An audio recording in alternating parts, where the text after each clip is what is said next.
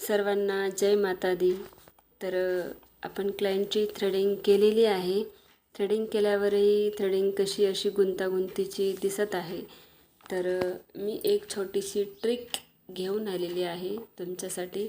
तर क्लायंटची थ्रेडिंग केल्यानंतर थोडीशी गुंतागुंतीची दिसते, तर आपण या पद्धतीने करू शकता। थोडंसं कंगव्याने विंचरायचं थ्रेडिंगला। विंचरल्यानंतर जे खाली आडवे केस येतात त्याला सिझरनं थोडेसे असे कट करून घ्यायचे। अशाच पद्धतीने दोन्ही साईडनेही करायचं। केल्यानंतर पाहू शकता तुम्ही थ्रेडिंग किती छान दिसत आहे आणि खूप सुंदर दिसत आहे, साफही वाटत आहे, अशी गुंतागुंतीची वाटत नाही। खूप खूप सुंदर दिसत आहे। तर कशी वाटली तुम्हाला माझा हा व्हिडिओ आणि माझी थ्रेडिंगही केलेली कशी वाटली नक्कीच सांगा। Thank you so much. सर्वांना जय माता दी।